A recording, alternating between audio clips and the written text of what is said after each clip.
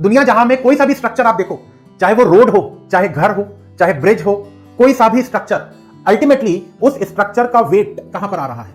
Soil के ऊपर आएगा। आप सोच के देखो, आप दिमाग में कोई सा भी स्ट्रक्चर ले आओ, हर स्ट्रक्चर का वेट सीधे सीधे कहां पर पहुंच रहा है? सॉइल के ऊपर में। अब मुझे उस स्ट्रक्चर को डिजाइन करना है, फॉर एग्जांपल बिल्डिंग को एक डिजाइन करना है, तो बिल्डिंग के लिए मुझे फाउंडेशन बनाना पड़ेगा। अब अगर फाउंडेशन बनाना है, भाई हर स्ट्रक्चर का फाउंडेशन होगा ना।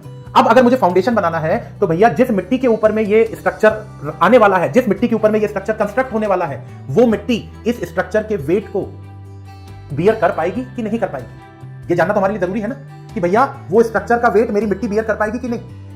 ये कैसे पता लगाऊंगा? इस चीज को पता लगाने के लिए भैया मुझे सॉइल के बारे में जानना जरूरी है।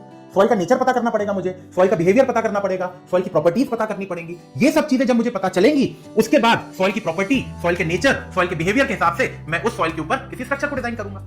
तो भैया स्ट्रक्चर डिजाइन से पहले सबसे इंपॉर्टेंट पार्ट होता है, जिस लोकेशन पर आप उस स्ट्रक्चर को बनाने जा रहे हैं, वहां की मिट्टी के बारे में इंफॉर्मेशन आपको पता होनी चाहिए। और मिट्टी की इंफॉर्मेशन पता करने के लिए ये सब्जेक्ट पढ़ा जाता है, जिसको हम कहते हैं जियोटेक्निकल इंजीनियरिंग या फिर सॉइल मैकेनिक्स। चलिए